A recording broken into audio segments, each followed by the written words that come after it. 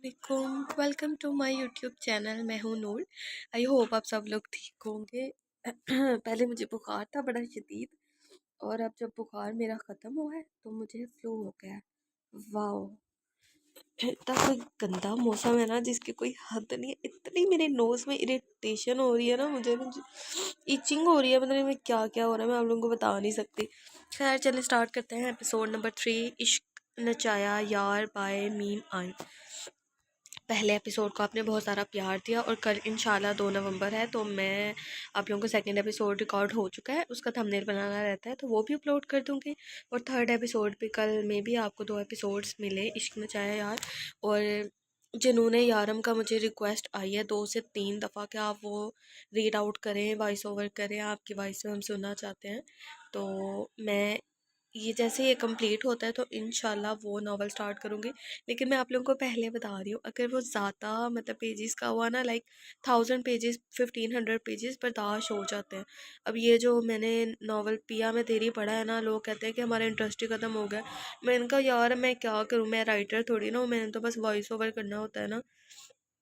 तो वो कहते हैं कि इतना लंबा कर दिया ये वो, तो भाई मैं कुछ नहीं कह सकती उनसे, तो वैसे ही उनको मेरे से बहुत प्रॉब्लम्स हैं, तो वो जाने उनका सर दर्द जाने। चले स्टार्ट करते हैं, बिस्मिल्लाहिर्रहमानिर्रहीम। वो तब भी तो उठा था इसकी बात पर, जबकि रूमी लब भींचते अपनी हंसी छुपाने की कोशिश कर रही थी। हंस लो जालिम औरत, मेरे जज्बात से बाखबर होते हुए इनका मजाक उड़ा रही तुम। तुमसे तो अल्लाह ही पूछेगा। इसकी दुहाइयाँ अरूज पर थी। रुमैसा नजरें चुरा गई। अफगन लाला आ गए। अफगान लाला आ लेने दें ज़रा आज, और हान लाला को आपके ये काबिल तहसीन जज्बात इन तक पहुँचाती हूँ मैं। सुहान कमर पर हाथ रखते इसके सामने खड़ी हो गई थी। जितनी रहो जीती रहो मेरी बहन, नेकी और पूछ पूछ प्लीज़ ज़रूर बताना, ताकि मेरी नैया भी पार लगे। वो खुशी से कहता है, इन दोनों को नफ़ी में सर हिलाने पर मजबूर कर कहता, शर्म कर ले लाला, आपसे बड़े दोनों अभी कवारे हैं और आपको जल्दी पड़ी है। जोहान इनकी बेशर्मी पर इसे देख कर रह गई, जबकि रूमी खामोश तमाशाई बनी हुई थी। वो और हान लाला बहुत जल्द हमारी भाभी लाने वाले हैं, और शिफान लाला की तरफ भी कुछ ऐसा ही समझो। भाई लंदन जैसे मुल्क में रहते हैं, इतनी हसीन लड़कियां हैं में उठते बैठते हैं, सब मुमकिन ही नहीं किसी के कि किसी हसीना के कातिल निगाहों के वार से बच पाएँ अब तक। जहाँ इसकी पहली बात पर जोहान पर खुश हुई थी, वहीं इसकी दूसरी बात पर इसके दिल को धक्का सा लगा था। क्या वाकई शिफान किसी को पसंद करने लगा होगा? क्या इसकी ज़िंदगी में कोई और लड़की आ चुकी होगी? पर छोटी मामा ने तो हमेशा यही कहा कि जोहान मेरे शिफान की दुल्हन बनेगी एक दिन। एकदम ही मुख्तलिफ सोचों ने इसके जहन पर ज़ोरदार हमला किया था। वो एकदम अपनी जगह से उठ गई। मुझे याद आ गया, मेरा बहुत ज़रूरी टेस्ट है, मुझे तैयारी करनी है, मैं जा रही हूँ। इन दोनों को मुतल्ला करती वो इनकी कोई बात सुने बगैर कमरे की तरफ भागी, जबकि वो दोनों पीछे से इसे अरे अरे ही कहते रहे कि कहाँ से तशरीफ़ ला रही हो। वो गुनगुनाती हुई जैसे ही हवेली के अंदरूनी हिस्से में दाखिल हुई, पीछे से मामी की कड़क आवाज़ सुनाई दी। साहिबा का सांस सीने में अटक गया था, जैसे जी जी जी क्या। इसकी यूं न समझी से मिनमिनाने पर साइमा साइमा यानी इसकी मामी है कि माथे पर बल पड़ते। महारानी साहिबा सिर्फ इतना ही पूछा है कि कहाँ से आ रही हो। इस वक्त इसके साथ तासुरात देखकर साहिबा को यकीन हो गया कि आज इसकी जान बख्शी नहीं होने वाली। गर्मी लग रही थी तो मैं ठंडी हवा खाने नहर पर गई थी। वो उंगलियां मरोड़ते घबराए हुए लहजे में बोली तो साइमा की देवरी चढ़ गई। वाह भाई वाह। साहिबा बेगम को कमरे में लगे एसी की हवा गर्म लग रही थी, तभी ठंडी हवा खाने कड़क धूप में नहर पर गई। पर गई है ना। वाह क्या जवाब पेश किया है इसकी चाची के लिए, क्लैपिंग होनी चाहिए। मेरे हाथ में फ़ोन है, नहीं तो मैंने कस के क्लैपिंग करनी थी इसको। इसके झपटते सॉरी इनके चुभते अंदाज पर साहिबा की पेशानी अर्कालूद हुई थी। आइंदा अगर ज़्यादा गर्मी लगे ना तो ठंडे पानी से नहा लेना, उम्मीद है तुम्हारी गर्मी ज़रूर उतर जाएगी। वाह नाइस मशवरा। तबते हुए लहजे में कहती वो अपने कमरे की तरफ चल दी, तो साहिबा की जान में जान आई। वो तेजी से अपने कमरे की तरफ भागी। हाय और रब्बा, आज तो मरते मरते बची साहिबा। कमरे में आते ही वो जल्दी से दरवाज़ा लॉक करती बेड पर गिर गई थी। खौफ के मारे दिल जोर और शोर से धड़क रहा था। इसने जल्दी से दुपट्टे के पीछे छुपाया गया अपना मोबाइल निकाला। ये मोबाइल और हाँ ने दिया था आज साहिबा को, ताकि जब दिल करे इसे बात कर सके। साहिबा के पास इससे पहले मोबाइल नहीं था, क्योंकि इसे इजाज़त नहीं थी कि वो ये मोबाइल पास रख सकती। पर ओरहान को काफ़ी दफ़ा मना कर चुकी थी, और हरान और हान ने इसकी एक ना सुनी और मोबाइल थमा दिया।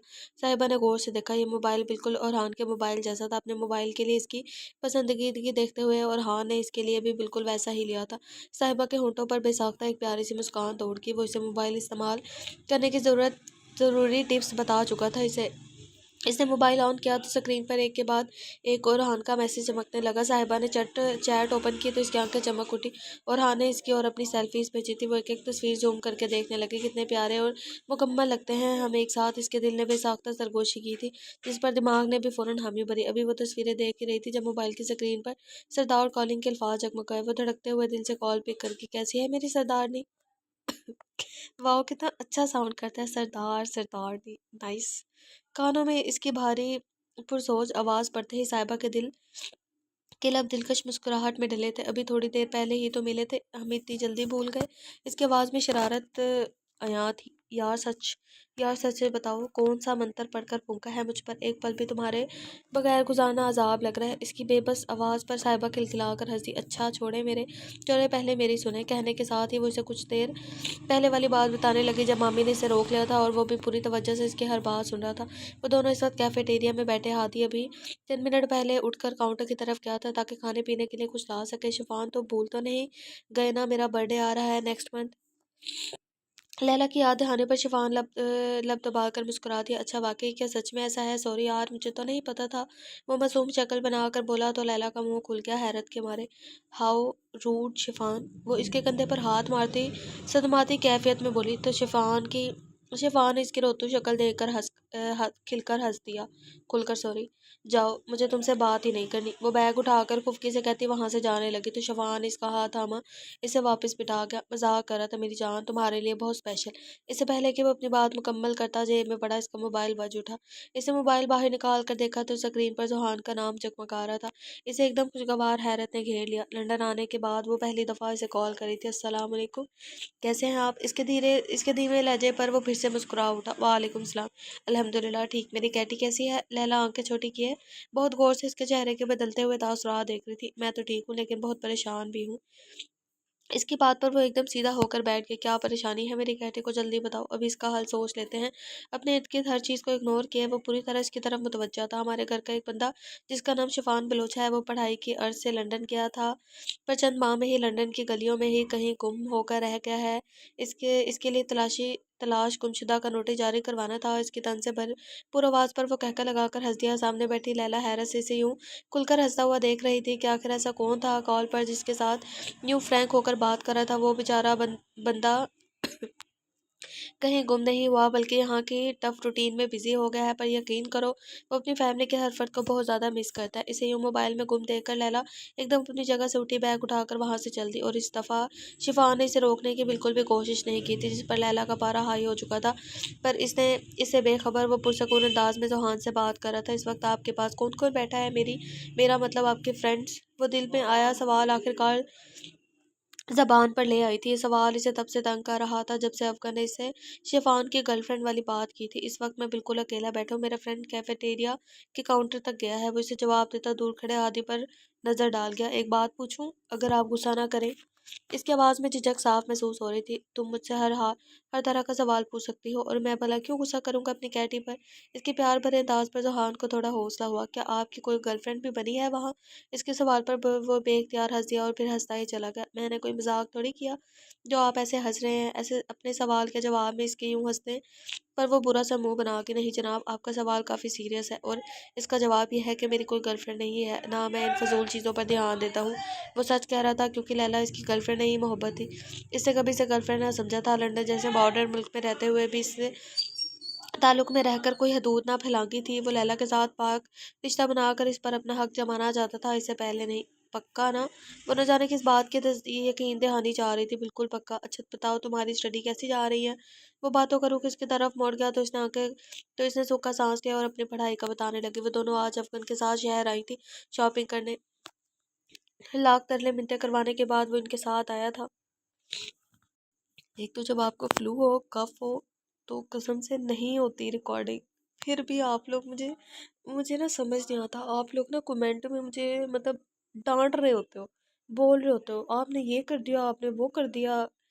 और एंड आई वाज लाइक यार सीरियसली, मैं आप लोगों के लिए, अब मेरी आवाज़ से आप लोगों को लग रहा होगा मैं बड़ी ज़ोर लगा के बोल रही हूँ, बट फिर भी आप लोग मुझे मतलब मेरी एफर्ट को ज़रा भी वो नहीं करते। खैर कोई बात नहीं, अल्लाह मियाँ है ना बहुत है। इस वक्त वो तीनों मॉल में खड़े थे। रुमैसा ने आंखें पर काले शेड्स लगा रखे थे। वो जब भी बाहर आती तो ये शेड इसकी आंखों पर ही होते थे। तुम लोग शॉपिंग करो अपनी, मैं कुछ चीजें लेकर आता हूँ। तब तक वो इन दोनों से कहता वहां से चला गया। तो जोहान भी रूमी का हाथ पकड़कर एक शॉप में घुस गई। इसे दोनों के लिए ड्रेसेस पसंद किया। वो साथ साथ रूमी को कपड़ों का कलर और डिजाइन बता रही थी, जिस पर कभी रूमी नाक चढ़ाती तो कभी हाँ में सर हिलाती थी। कपड़े खरीदने के बाद वो शॉप से निकलती जूतों वाली शॉप की तरफ बढ़ने लगी। उफ यार, एक बैग तो वहीं रह गया, तुम यहीं रुको, मैं बस यूं गई और यूं आई। अपने हाथ से एक बैग गायब देखकर जोहान बोली तो रूमी सर हिला गई थी। इसे वहां छोड़कर जोहान वापस मुड़ गई, जबकि वो राहदारी में खड़ी इसका इंतजार करने लगे। अभी से खड़े 2 मिनट ही गुजरे थे जब एकदम कोई जोरदार तरीके से इसे आग टकराया। रूमी को लगा जैसे वो किसी पहाड़ से टकरा गई हो। इसका सर घूम गया, जबकि आंखें पर लगे शेड फिसल कर नाक की नोक पर आ गए थे।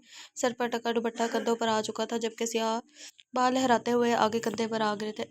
फाइक चौधरी साकित आंखों से अपने सामने खड़ी साहिरा को एकटक देखता चला जा रहा था। सामने खड़ी लड़की को देखते ही सीने में मौजूद दिल ने बेतरह धड़कना शुरू कर दिया था। रूमी ने सिर्फ एक पल के लिए आंखें उठाई और फिर नाक पर जमे शेर उंगली की मदद से वापस आंखों पर लगाए। और पर वो एक ही पल सामने वाले के लिए भारी साबित हुआ था। सामने वाले का दिल इस एक पल में इस साहिरा की कांच सी आंखों में कैद हो चुका था। आपको ज्यादा तो नहीं लगी? वो दुपट्टा सही करने लगी तो वो भी होश में आता संभल कर इससे सवाल करने लगा, जिस पर वो धीरे से नफी में सर हिला गई। मैं ठीक हूँ, आई एम सॉरी, मुझे पता नहीं चला कैसे हो गया ये। एक मर्द की आवाज अपने इतने करीब से सुनकर वो समझ गई कि वो जिसे पहाड़ समझ रही थी वो कोई मर्द था जिसे वो उसका टकराव हो चुका है। नहीं नहीं, आपकी कोई गलती नहीं, एक्चुअली मैं कॉल में बिजी था, सामने देख नहीं सका और बेतिहानी में आपसे टकरा गया। I am extremely sorry. इसके बाद के जवाब में वो महज सर हिला गई। क्या हुआ, सब ठीक है? और आप कौन? मिस्टर जोहान रूमी के करीब आते इसके सामने खड़े ऊंचे लंबे मर्द को देखकर सवाल करने लगे। गलती से मैं इनसे टकरा गया, इसके लिए इनसे सॉरी कर रहा हूँ, अब चलता हूँ। वो जोहान को रूमी के पास आता देखकर समझ गया था कि वो इसके साथ है। इसे जवाब देता एक आखिरी मगर भरपूर नजर उमैसा पर डालता वहां से चला गया। जी बात भी था, तुम ठीक हो ना? इसके पूछने पर वो सर हिला गई तो जहान इसका हाथ पकड़कर जूतों वाली शॉप पे चल गई। वो शीशे के सामने खड़ी अपनी तनकीदी जायजा ले रही थी। लाल रंग का पैरों तक जाता शिफॉन का सादा फ्रॉक पहने, हल्का मेकअप किए, बालों को खुला छोड़े वो खुद को बहुत हसीन लग रही थी। मुतमईन होने के बाद वो मुड़ी और बेड पर पड़ा लाल दुपट्टा उठाकर गले में डाल के फिर झुककर पैरों में कुसे डाले। इसे अपना और ओहरान का हाइट डिफरेंस बहुत पसंद था, इसलिए वो उसे मिलने जाने के वक्त हील्स नहीं पहनती थी। इसके लिए वो एहसास बहुत हसीन होता था जब वो रान के सीने से कान लगाकर इसके धड़कते हुए दिल की धड़कन सुनती थी। अपनी तैयारी मुकम्मल हो जाने के बाद इसने एक नज़र घड़ी पर डाली, फिर सरहाने के नीचे पड़ा और हान का दिया हुआ मोबाइल उठाकर अलमारी में रख दिया। डरते डरते इसने कमरे से बाहर कदम निकाले तो सहन सुनसान पड़ता। वह एहतियात से कदम उठाती हवेली से निकल गई। आज और हान और साहिबा के ताल्लुक को पूरे 3 साल हो चुके थे और हान एक हफ्ते से शहर गया था और आज सुबह ही लौटा था। आह, अब दोनों ओह सॉरी चीखें बहुत आ रही है। अब दोनों अपनी मखसूस जगह पर मिलने वाले थे। मेरी तो आवाज़ मुझे लगता है आहिस्ता आहिस्ता बंद होती जा रही है। वो जैसे ही नहर पर पहुंची और हान वहां पहले से ही इसका इंतजार करता है। सफ़ेद कॉटन का सूट पहने, वो कंधों पर बादामी बरदाना शॉल ओढ़े, वो हर दफ़ा की तरह आज भी साहिबा को पहले से बढ़कर हसीन लगा। इसकी मौजूदगी को महसूस करते वो पीछे मुड़ा तो वो इसके बिल्कुल करीब खड़ी थी। इसे देखती और आन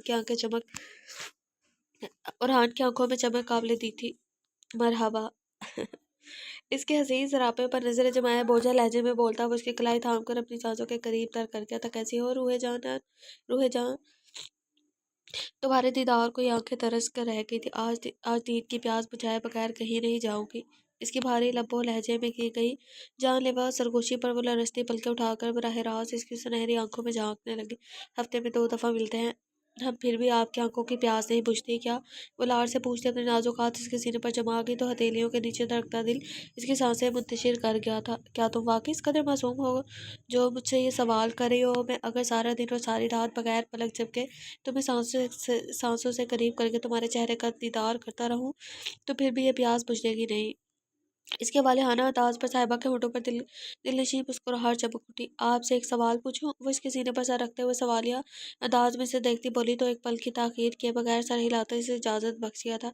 अगर मैं किसी और की होगी तो आप क्या करेंगे? इसके सवाल पर राहत का रंग फाक हुआ। सुनहरी आंखें एक पल में ही लहू छलकाने लगी, जबकि साहिबा शरारत भरी नजरों से इसके चेहरे के बदलते रंगों को देख रही थी। फिर एकदम कहकर लगाकर हंस दी। हाय और अब्बा, सरदार आप तो एकदम लाल पीले हो गए। वो हंसकर बोली जब वो एकदम इसे खुद में भेज गया था। तुम तो मजाक कर रही हो ना? प्लीज आज के बाद ऐसा गुनाहगार मजाक मत करना मेरे साथ।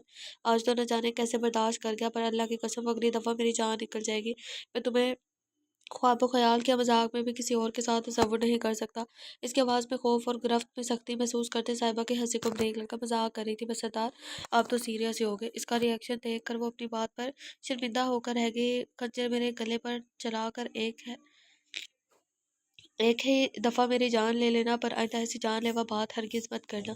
इसकी खुली जुल्फ़ों में चेहरा छुपाता हुआ शिद्दत भरे लहजे में बोला तो साहिबा अपना हाथ इसके बालों में फेरती इसे पुरसकून करने की कोशिश करने लगी। मुझे आपसे कोई भी जुदा नहीं कर सकता।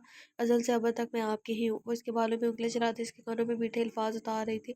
मैं सही कह रही हूँ साहिबा, मैं सही कह रहा हूँ साहिबा। मेरी सांसों की रवानी अब तुम्हारे ही दम से है। जिस दिन मेरी नज़रें तुम पर से हट गई ना, तो मैं सच में मर जाऊंगा। साहिबा इसके अल्फाज में छुपी शिद्दत और वीरानी को महसूस कर रही थी। हाय कितना प्यारा लगेगा ना कोई कोई आशिक कोई इश्क में मरता हो हुआ। पर याद रखेगा सरदार, और हाथ बलोच से पहले साहिबा चौधरी का जनाजा उठेगा। इश्क में मरना तो साथ ही मरेंगे। आह, इसके अल्फाज की ताब ना लाता वो उसे सख्ती से खुद में भींच गया, जिस पर वो सिसक कर रह गई थी। किस कदर जालिम हो तुम, इतने नसीबों वाले दिन पर इतनी हसीन बनकर किस कदर जुल्म ढा रही हो तुम अपने आशिक पर। जान देने की क्या बात करती हो? तुम्हारा ये हसीन सरापा, इस पर मुतज़ा तुम्हारी ये हरी आंखें और नाक में चमकती है बाली, ये अदाएं जान लेने के लिए कम है क्या? इसकी आवाज़ में खुमारी आसमाई। साहिबा शर्मा कर आंखें मीच गई।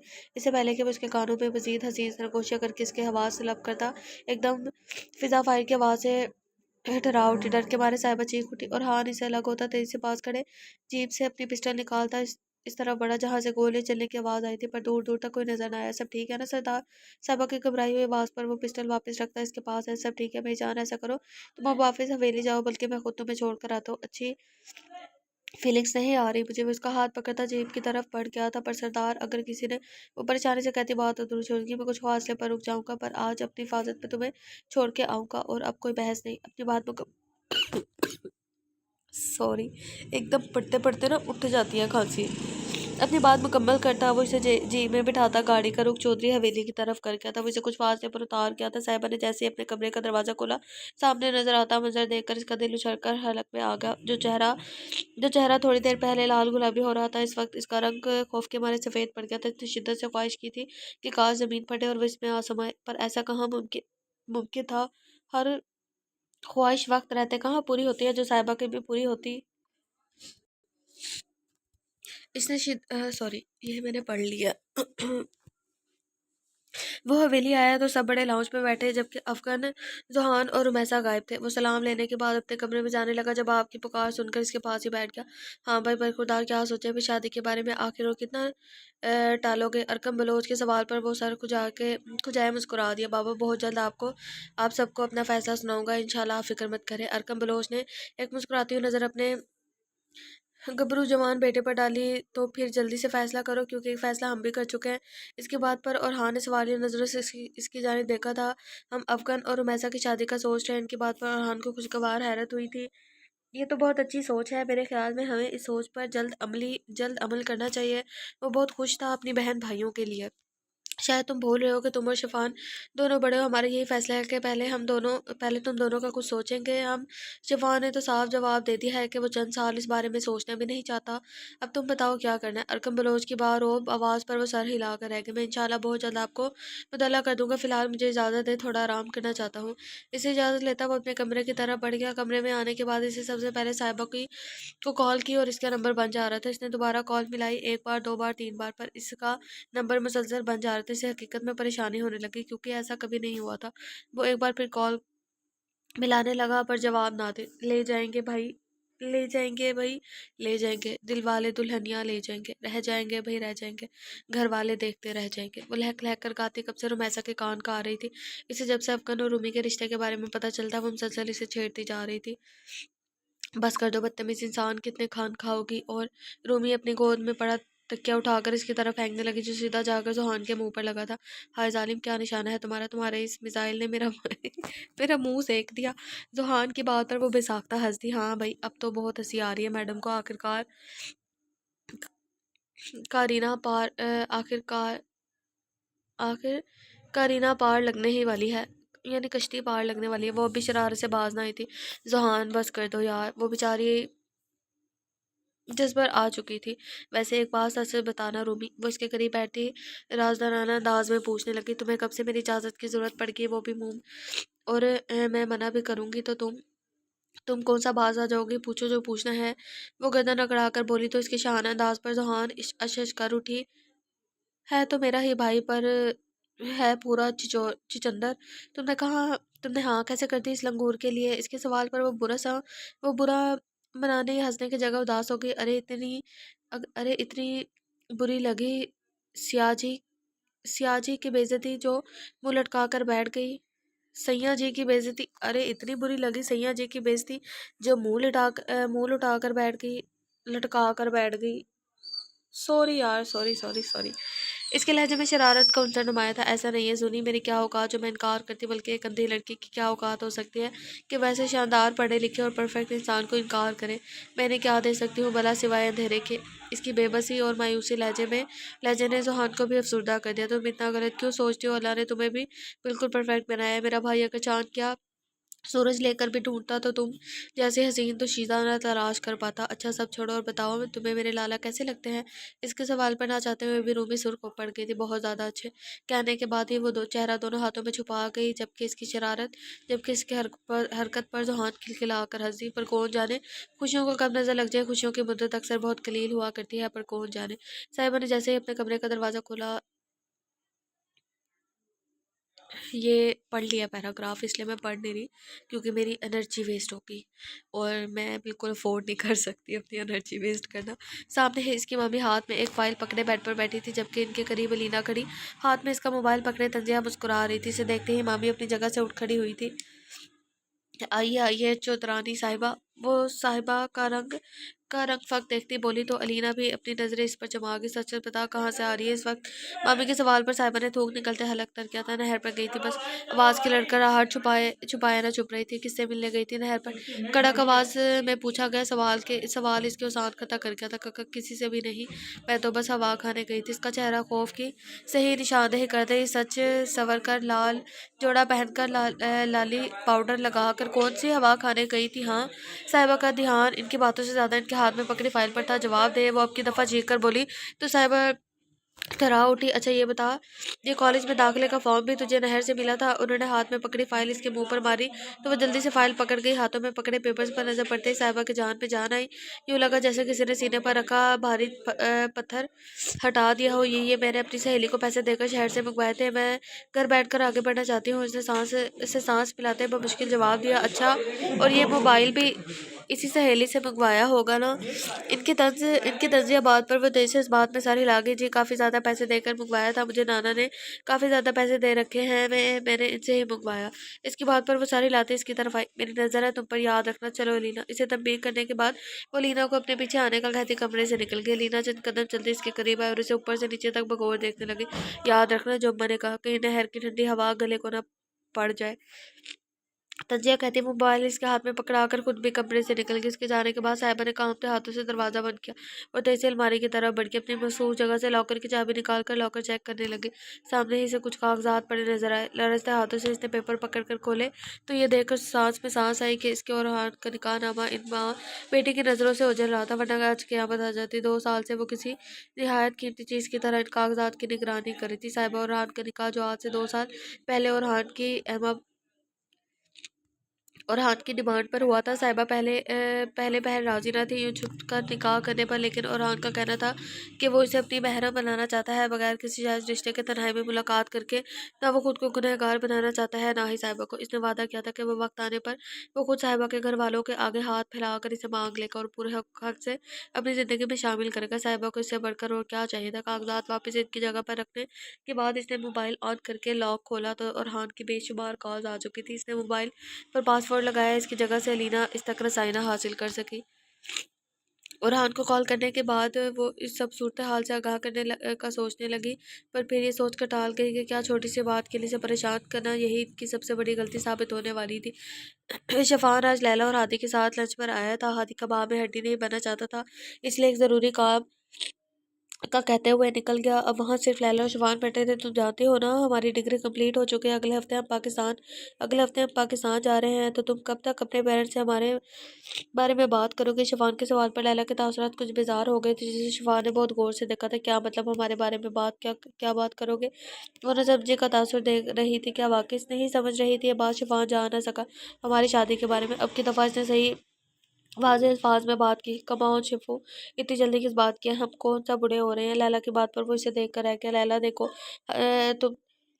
तुमने हमारे रिश्ते में पहल की, मेरी तरफ कदम बढ़ाया, तो मैंने तुम्हारा हाथ थाम लिया, क्योंकि तुमसे धुआंधार मोहब्बत ना सही, लेकिन तुम मेरी अच्छी दोस्त थी और मुझे लगा तुम एक अच्छी लाइफ पार्टनर मेरे लिए तुम एक लाइफ पार्टनर के तौर पे मेरे लिए अच्छी साबित होगी।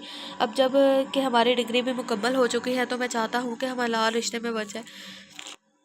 यूँ रिलेशनशिप में रहना मुझे बिल्कुल भी पसंद नहीं, तुम अच्छे से जानते हो। इसके संजीदा तरीन अंदाज पर लैला सीधी होकर बैठी। शवान आमतौर पर भी संजीदा ही रहता था, पर इस वक्त इसके लहजे की संजीदगी बहुत गहरी थी। लेकिन शवान, अभी तक तुमने कोई बिजनेस भी शुरू नहीं किया, फिर शादी कैसे। लैला के सवाल पर शिवान के माथे पर बल पड़े। मेरे भाई का माशाल्लाह बहुत अच्छा बिजनेस है, हम भाई मिलकर ही इसे शोहरत की बुलंदियों पर पहुंचाएंगे। हमारा कुछ भी अलग नहीं, ये बात मैं पहले भी क्लियर कर चुका हूँ। वो तो टक अल्फाज में इसे अपने मंसूबे से आगाह कर रहा था, लेकिन शफान अपना बिजनेस तो अपना। इससे पहले वो अपनी बात मुकम्मल करती, वो हाथ उठाता इसे दरमियान में रोक गया। मैंने पहले भी कहा था, अभी कह रहा हूँ हम कि हम अलग नहीं। तुम फैसला कर लो, तुम्हें मेरे साथ जायज़ रिश्ते में बनना चाहते हो या रास्ता अलग करना चाहते हो। वो शायद आज इसे बिल्कुल भी ढील नहीं देना चाहता था। तुम गुस्सा क्यों कर रहे हो, मैं तो बस ऐसे ही कह रही थी। मैं तुम्हारे पाकिस्तान जाते ही घर बात करूँगी। इसकी बात पर शफान का मूड थोड़ा नॉर्मल हुआ था। लंच करने के बाद वो वहाँ से निकल है। मुझे वो आइसक्रीम खानी है। लैला ने सड़क के पार बनी आइसक्रीम पार्लर की तरफ इशारा करते हुए कहा, तो वह सर हिलागा। ओके, गाड़ी में बैठो, मैं लेकर आता हूँ। वो इसे कहता खुद सड़क पार कर गया। लैला से दूर देखती रही। वो हाथ में आइसक्रीम के दो कप पकड़े इसकी तरफ आ रहा था, जब एकदम तेज रफ्तार गाड़ी इसके करीब आई और उसे टक्कर मारकर दूर गिरा गई। इसकी तरफ देखती लैला की चीख निकल गई। वो तेजी से गाड़ी से निकलकर इसकी तरफ भागी, जो खून में लथपथ पड़ा था, पर इसके करीब पहुंचने से पहले ही एक गाड़ी इसकी दाई टांग के ऊपर से गुजर चुकी थी। लैला चीखती हुई इसके करीब पहुंची और चिल्ला चिल्लाकर लोगों से मदद की अपील करने लगी। किसी की मदद से इसकी गाड़ी में डालती, वो हॉस्पिटल की तरफ बढ़ी थी। इसे आईसीयू में दाखिल कर दिया गया था। डॉक्टर का कहना है कि इसकी टांग काटनी पड़ेगी। इसके घर वालों को बुलाया जाए। हादी ने और को कॉल करके सारी सूरत हाल बता दी थी, और इसी दिन रात की फ्लाइट से लंदन आ गया था। अगले दिन शिफान का ऑपरेशन हुआ और उसकी आधी टांग अलग करके मसनूई टांग लगा दी गई थी। बलोच खानदान के लिए ये झटका किसी क़यामत से कम न था। वो अपने भाई के गले लगकर बच्चों की तरह रोया था, और हाँ ने बड़ी मुश्किल से इसे संभाला था। हादी यही था, जबकि लैला कल रात ही घर वापस जा चुकी थी। लैला कहाँ है, वो उसे मिलने नहीं आई। वो अगली रात हादी से सवाल कर गया, तो हादी नजरें चुरा गया। हाँ, बिजी बिजी हो शायद। इसकी बात पर शफान ने गौर से इसे देखा, जो नजरें चुरा रहा था। मेरी आंखों में देखो और मुझे सही सही जवाब दो। शफान की बात पर हादी गहरा सांस भर गया, और आज नहीं तो कल इसे पता लगना ही था, फिर आज क्यों नहीं। लैला ने कहा कि तुम जैसे मजदूर इंसान के साथ जिंदगी गुजार कर अपनी जिंदगी बर्बाद नहीं कर सकती। वो अब तुमसे मजीद कोई ताल्लुक नहीं रखना चाहती, और इसका कहना है कि वो डरमानिक और महंगे तोहफ़े वो डायमंड रिंग और महंगे तोहफ़े तुमने अपनी खुशी से इसे दिए थे, इसीलिए इन्हें वापस करने का कोई जवाब ही नहीं इसके पास। इतना कहकर वो खामोश हो गया, जबकि शिफान की आंखों बेयकीनी और तकलीफ के सांसें नम हो गई। इसने इतने सालों की रियाजत का ये पल था कि इस पर जान लुटाने वाली इसे मजूर कहकर हर नाता तोड़ के चलेगी। हाँ, वो मजूर हो गया था, अब फ़कत मजूर इसकी पहचान बन गया था। अपनी बेबसी पर वो धीरे से हंस दिया, और एक आंसू चुपके से आंख से निकलता दाढ़ी में जज्ब होकर इसका मान रख गया। पर इस दिन के बाद एक गहरी चुप थी जो इसके वजूद का अता कर गई थी। इस दिन के बाद साहिबा हवेली से ना निकल सकी थी। मामी और लीला ने इस पर गहरी नज़र रखी हुई थी। इस परेशानी में वो मोबाइल भी बहुत कम इस्तेमाल कर रही थी। वो कमरे में बैठने किताब पढ़ रही थी जब एकदम कमरे का दरवाज़ा खुला। अनवर चौधरी गजबनाक तेवर लिए कमरे में दाखिल हुए। इसके तेवर देख साहिबा एकदम खौफ ज़दा हो गई जब वो एकदम चील की तरह इस पर झपटे और इसकी नाजुक वजूद को अपने थपड़ों और लातों की जद में ले गए थे। वो चीखती चिल्लाती रहम की अपील करने लगी, पर इस वक्त इसकी कोई भी सुन नहीं रहा था। बेगैरत लड़की दुश्मनों के लड़के से प्यार की पींगे बढ़ा रही है, हमारी इज्जत को मिट्टी में मिला दिया तूने, हाँ मैं तुझे जिंदा काट दूंगा। इसकी माँ से निढाल होकर अब वो मजामत के बगैर ऊंची आवाज में रोती चली जा रही थी, और पर इनको रहम नहीं आया था। दरवाजे में खड़ी लीना और मामी आपने हाथ बांधे मुस्कुराती नजरों से ये मंजर देखकर आंखों को ठंडक पहुंचा रही थी, जबकि फाइक दोस्तों के साथ मुल्क से बाहर गया हुआ था। कब से तेरा चक्कर चल रहा है और हाथ फ्लोर से सच से बता। इसके इसके दुरुस्की से सवाल पूछते वो रोती हुई नफे में सर हिला के झूठ बोलेगी। हाँ मैं मुझसे झूठ बोलेगी अनवर चौधरी से। वो तैश में कहते इसके पेट में जोरदार तरीके से ठोकर मार गया तो तकलीफ के बायस साहिबा चिल्ला उठी। बोल जवाब दे, कब से हमारी आंखों में धूल झोंक रही है, इसके साथ मुंह काला कर रही है। उसके बाद मुट्ठी में जकड़ता पूछने लगा तो वो नफी में सारी लागे मैंने कुछ नहीं किया, जानती कुछ भी, मैं कुछ भी नहीं जानती। तकलीफ की वजह से अल्फाज टूट टूट कर अदा हो रहे थे। लीना मोबाइल पकड़ इसका इसकी आवाज़ सुनते ही लीना फुर्ती से कमरे में दाखिल हुई। इसके कमरे की तलाशी लेकर मोबाइल ढूंढने लगी और फिर आखिर वो इसे अलमारी में साहिबा के कपड़ों में छुपा मिल गया। बाबा सही ये लॉक है। इसकी बात पर अनवर ने लीना के हाथ से मोबाइल पकड़ कर साहिबा के आगे किया, जल्दी लॉक खोल इसका। इसके हुक्म पर वो रोती हुई नफी में सारी ला गई तो अनवर ने इसका हाथ पकड़कर इसकी उंगली ज़बरदस्ती मोबाइल के फिंगर सेंसर पर रखी। क्लिक की आवाज़ के साथ मोबाइल अनलॉक हो गया। मोबाइल के वॉलपेपर पर साहिबा और हान की हंसती मुस्कुराती तस्वीर जगमगा रही थी। इतना हसीन मर्द देखकर लीना की आंखें फैल गई, जबकि गैलरी खोलकर तस्वीरें देखता अनवर पागल हो उठा। कॉल लॉग और मैसेज ख़त्म कर दिए गए थे पहले ही, जबकि कॉन्टैक्ट में एक नंबर जगमगा रहा था जो सरदार के नाम से सेव था। अनवर मोबाइल जेब में डालता फिर से साहिबा को पीटने लगा और इस पर वो इस कदर निडाल हो चुकी थी कि मजामत भी ना कर सकी, बस चुपचाप सिसकी भरती रही। मरने थे इस ना हजार को यूं यूं ही कोई इसे पानी का घूंट तक नहीं देगा। इसका अंजाम ऐसा होगा कि पूरा गांव आने वाले कई सालों तक याद रखेगा। तनफ्फुर से कहता वो इसे ठोकर मारता इसका मोबाइल लेकर कमरे से निकल गया। मामी भी एक नज़र इस पर डालकर अपने शोर के पीछे ही निकल गई। अलीना धीरे से जल्दी इसके करीब आई और पाँव के बल इसके सामने बैठ गई। बहुत बुरा हुआ बेबी के साथ, कैसा महसूस हो रहा है? यकीनन बहुत अच्छा महसूस कर रही होगी ना, इंजॉय बेबी।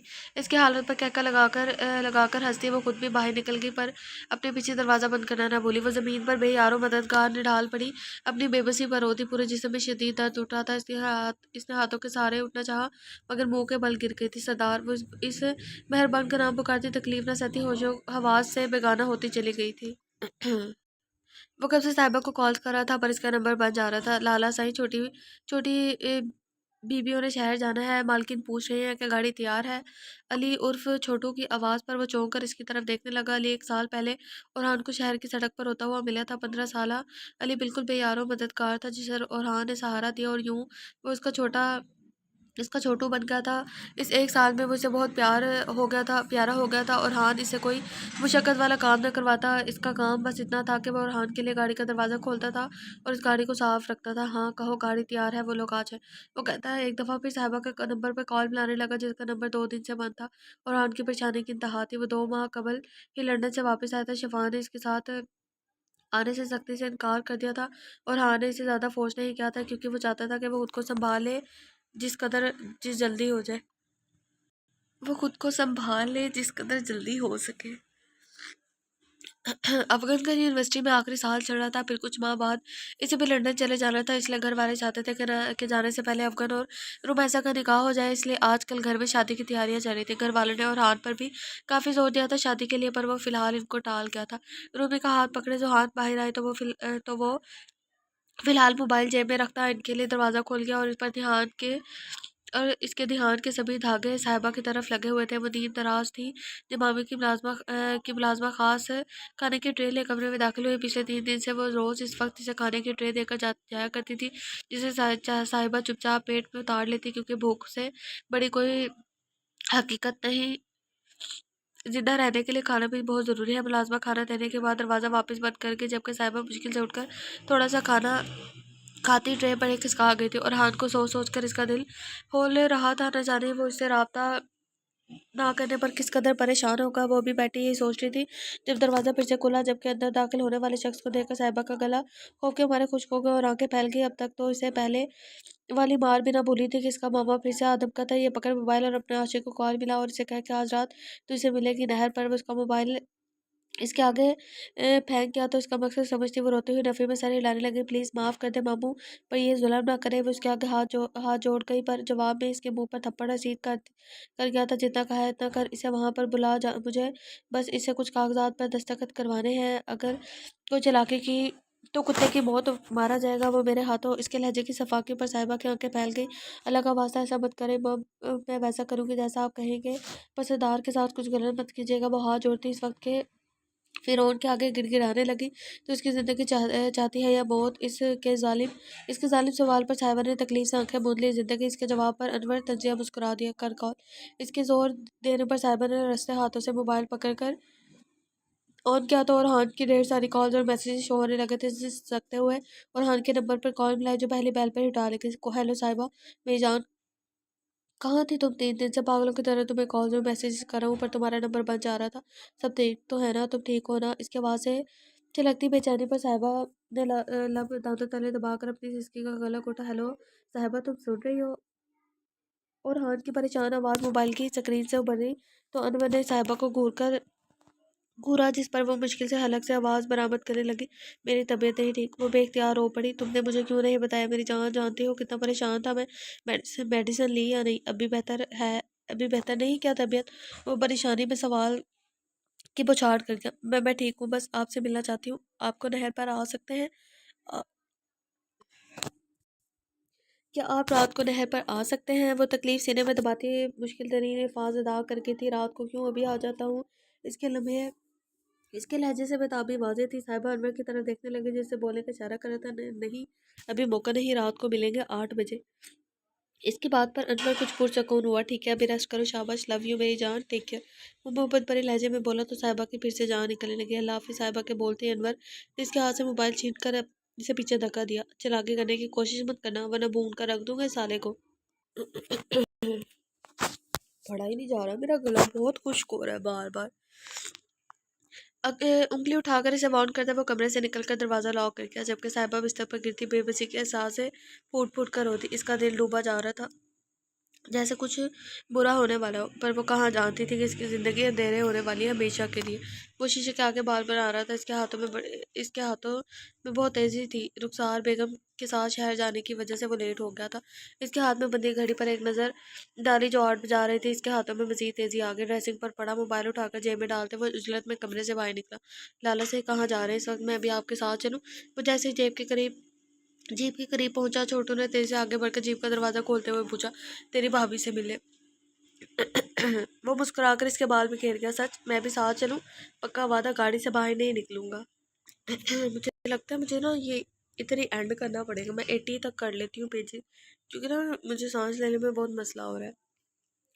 वो जिस तरह इल्तिजाइया लहजे में बोला था और हान से इस मासूम को इनकार हो ही ना सका। चल आ जा। इसकी इजाज़त मिलने पर वो छोटू खुश होता जीप की दूसरी तरफ भाग दरवाज़ा खोलकर फ्रंट सीट पर बैठ गया। रात के इस पहर जीप तेज़ रफ्तार से नहर की तरफ जाने वाले रास्तों पर रवा दवा थी। अपनी मंजिल पर पहुंचकर इसने छोटू को वहीं रुकने की ताकीद की और खुद जीप से निकल गया। कुछ फासले पर इसे साबा खड़ी नजर आई और हान की तरफ इसकी पूछ थी।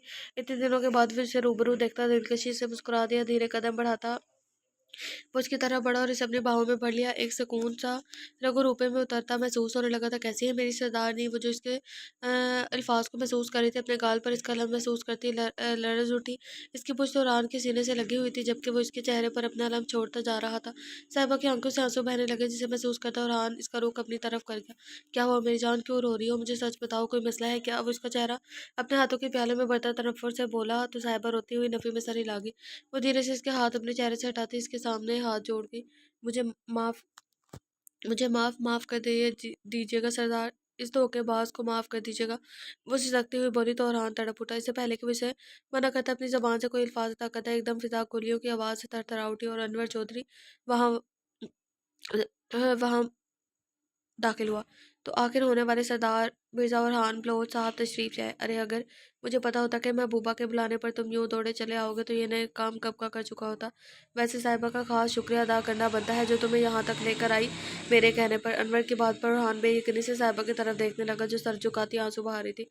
साहिबा कह दो ये झूठ है। इसकी आवाज़ और आंखों में तैरती बेयकीनी देखकर साहिबा का दिल कट कर रह गया। वो खामोशी से आंसू बहाती जा रही थी जबकि इसकी खामोशी से रेहान को अपनी बात का जवाब मिल चुका था। वो इसे पूछना चाहता था कि क्यों, वो पर लबों पर जैसे कुफल लग गया था और अल्फाज सीने में दम तोड़ गए थे। बिल्कुल इसके एतबार की तरह। क्या चाहिए, क्या चाहते हो मुझसे? इसने अनवर चौधरी की तरफ देखते स्पार्ट लहजे में पूछा तो वो खबाजत से हंस दिया। बहुत अक्लमंद हो, मतलब समझ समझ ही गए मेरा। इसकी बात पर और ने एक नज़र साहिबा को देखा फिर आंखें फेर क्या।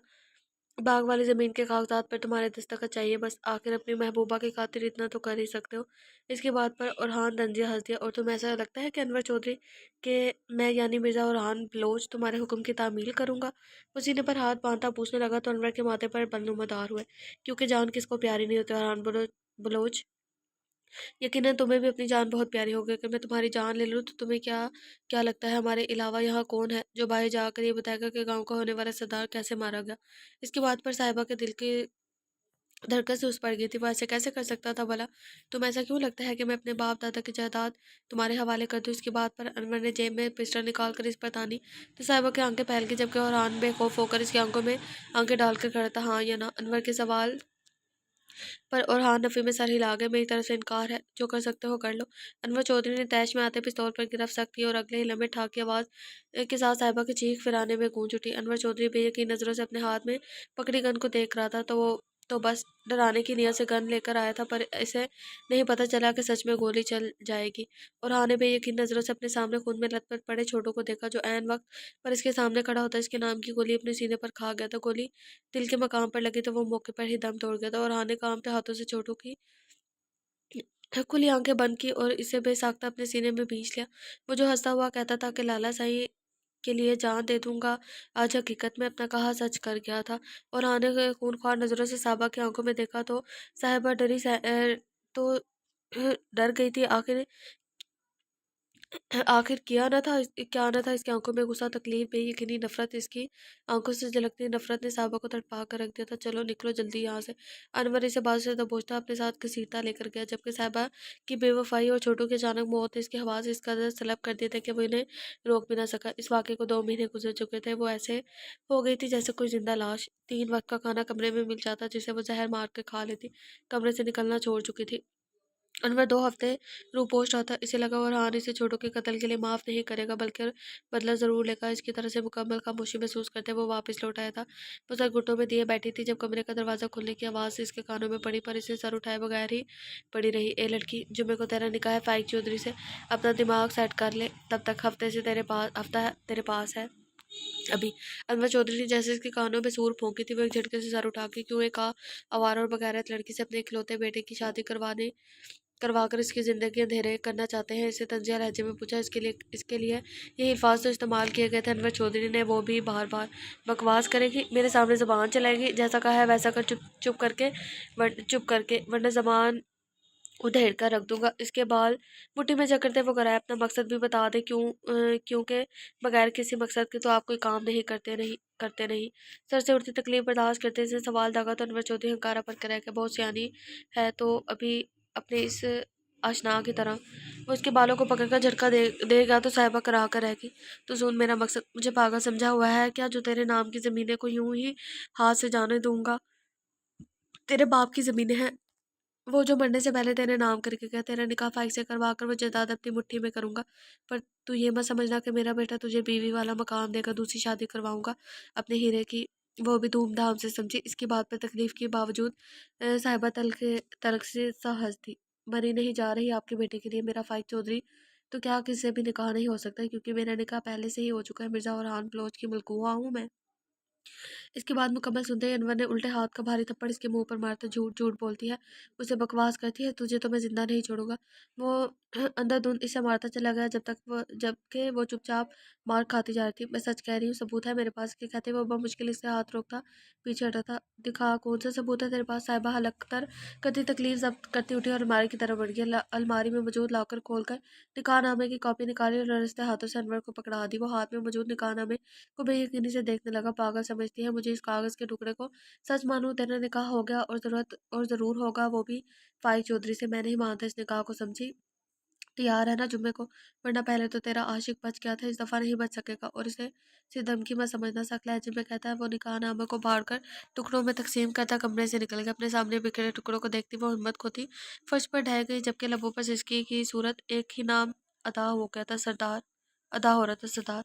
पर सुनने वाले को तो वो अपने हाथों से दफना चुकी थी। फिर वो कैसे इसकी पुकार सुनता, फाइक की आवाज़ सुनते वो दबे कदमों बाहर निकली और वो अकेला ही वहां खड़ा कॉल पर बिजता। सुने लाला, इसे धीमी आवाज में इसे पुकारा तो वो चौंक कर इसे देखने लगा, पर इसे देखते इसका माथा शिकन आलूद हो गया। मैं आपसे शादी नहीं करना चाहती, मैं पहले से ही किसी के निकाह में हूँ।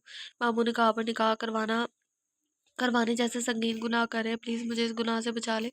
वो आखिर में सिसकी सकती हुई हाथ जोड़ के, मुझे भी तुम में कोई इंटरेस्ट नहीं, किसी और को पसंद करता हूँ, पर बाबा सही सुन नहीं रहे। तुम फिक्र मत करो, बस खामोश रहो।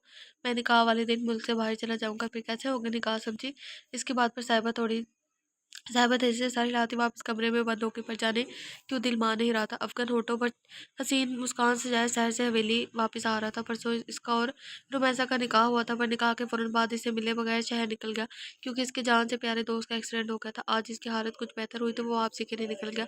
वो गाँव के हदूद में दाखिल हो चुका था, जबकि इसकी गाड़ी के सामने एक गाड़ी आ रही थी। मजबूरन इसे बाहर निकलना पड़ा। फाइक चौधरी भी गाड़ी से बाहर निकला और अफगन को देखकर बोनट पर टेक लगाकर खड़ा हो गया। रास्ता क्यों रोका? अफगन ने माथे पर बल डाले फाइक से पूछा तो मुस्कुरा दिया। बस यूं ही, रकीब से मिलने का दिल क्या तो रोक लिया। इसके बाद पर अफगन का पारा हाई हो गया था। अपनी बकवास बंद करो। वो बहुत ठंडे मिजाज का बंदा था, पर सामने वाले की ने बात ही ऐसी की थी। जानते हो मोहब्बत का असूल क्या होता है? मर जाओ या मार दो। वो सफाकी से कहता अपने हाथ में थमे पिस्टल को देखने लगा और अगले ही लम्बे तीन तीन लगातार फायर की आवाज हवा में गूंजी। दरख्त के पीछे छुपे दो आदमियों ने यह मंजर अपनी आंखों से देखा और चुपते हुए बलोच हवेली की तरफ भागे। सुर्खबानी अरूसी जोड़े में पूर पूर सजी वो इस वक्त आईने के सामने बैठी खुद पर नजरें टिकाकर एक ही सोच में मुब्तला थी। क्या क्या वो वाकई दुल्हन थी? क्या दुल्हन सच में ऐसी होती है? यह हार श्रृंगार इसने करने का सोचा था, पर यह हार श्रृंगार इस शख्स के लिए तो ना था जिसके लिए इसने सोच रखा था।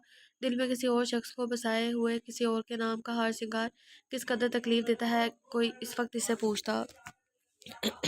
ये मैंने ना पहला उसमें पढ़ लिया है, फर्स्ट एपिसोड में पढ़ लिया है। या आप लोग ना खुद पढ़ लीजिएगा, क्योंकि मेरी तबीयत सही नहीं है, आप लोगों को पता है। ये कैसे उसका निकाह वगैरह हुआ था, ये सारी चीजें हैं।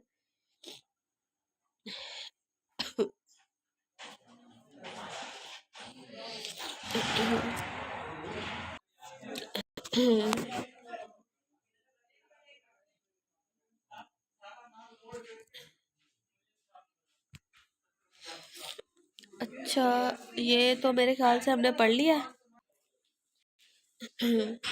वो कोर्ट से होकर अभी आया था। वो रूमी की कस्टडी के लिए भागा फिर रहा था, वकीलों से मिल रहा था, पर सबका ये कहना था कि जब निकाह हो चुका है तो वो लड़की के साथ ज़बरदस्ती नहीं कर सकता।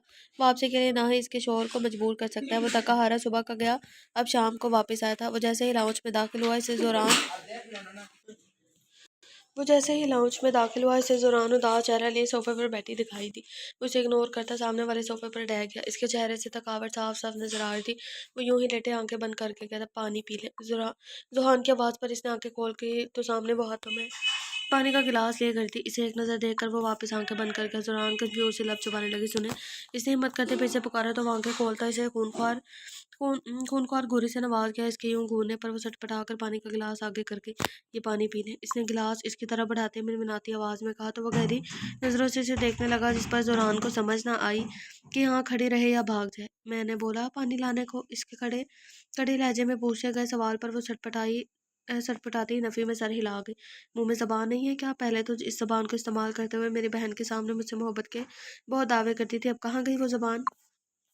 इसके सवाल पर ज़ुरान का दिल क्या शर्म से डूब मरे। ये बंदा भिगो भिगो कर मारता था, जो जी है। वो हकलाती हुई तेजी से बोलने के साथ साथ जोरों शोर से सर हिला गई थी। क्या है? कड़े तेवरों से पूछा गया था। ज़बान ज़बान है। वो शर्मिंदगी से ज़मीन में गिरती जा रही थी। फिर मेरे सवाल का जवाब भी दो। इस ज़बान को इस्तेमाल करते हुए इसकी बात पर वो थूक निकलती हलक तक कर गई थी। वो आप सुबह के गए अब आए हैं ना, तो मैंने सोचा थक गए होंगे इसलिए पानी लाई। कहने के साथ ही वो गिलास फिर से इसके आगे करके अलबत्ता नजर अब झुकी हुई थी। अच्छा क्या जो मेरी थकावट का सोचा, क्यों ना शादी के बाद मेरी सारी थकावटें तुम्हें ही तो उतारनी है। तुम्हें ही तो उतारनी। इसके लहजे की बेबाकी पर ज़ुरान के गाल सुर्ख पड़ गए थे, जबकि हाथ भी कांप उठे जिस पर वो गिलास पर अपनी गिरफ्त सख्त करके मैं ये वापस ले जाऊं। इसके यूं मासूमियत से पूछने पर शफाना शश कर उठा था। तुम्हारी खिदमत वाली सर्विस तो बहुत बहुत ही बुरी है। ट्रायल पर ही खिदमत का सारा जुनून हवा में गे जुनून हवा में गया क्या। इसके बाद पर वो बेबसी से नबी में सर हिला गई। आपको मैं कब से कह रही हूँ पीने पीने पर आप नहीं पी रहे, इसलिए मैंने वापस ले जाने का पूछा। इसकी बात पर वो एकदम सीधा होकर बैठा तो दौरान बेसाख्ता दो कदम पीछे हुई। शिफा ने नागवारी से इसकी हरकत देखी। मेरी खिदमत करना चाहती हो, राइट। इसके सवाल पर मरते क्या क्या ना करते वो सदाकत है। इस बात में सारी लागत ज़बान का इस्तेमाल। इसकी तंबीह पर वो हड़बड़ा गई। जी करना चाहती हूँ। इसकी बात पर वो सारी लागत है तो पिलाओ पिलाओ फिर मुझे पानी। इसके हुक्म पर ज़ुरान होंक पन्नी से देखने लगी और ये समझने की कोशिश करने लगी आया इसने वही कहा जो इसने सुना है। ज़बान को जंग लग गया है क्या, समझ नहीं आ रही मैंने क्या कहा। इसकी करख्त आवाज़ पर ज़ुरान बेयकीनी से इसे देखने लगी। भला मैं कैसे। इसकी बात पर शिफान तंजिया हंस दिया। मोहब्बत करने का ही शौक था क्या बस। ये नहीं जानती कि मोहब्बत पाने भी के भी कुछ अदाब होते हैं। इस पर तंज करने के साथ ही बिला वजह वो उसका हाथ से गिलास पकड़ गया। इसके भारी मजबूत हाथ की उंगलियां ज़ुरान के नाजुक उंगलियों से टकराई तो इसके जिस्म में झुरझुरी से दौड़ गई थी। तो हम अपने एपिसोड को यहीं पर एंड करते हैं। मिलते हैं नेक्स्ट एपिसोड के साथ। अब तो बहुत सारा ख्याल रखिएगा, मुझे दुआ में याद रखिएगा। अल्लाह हाफिज़।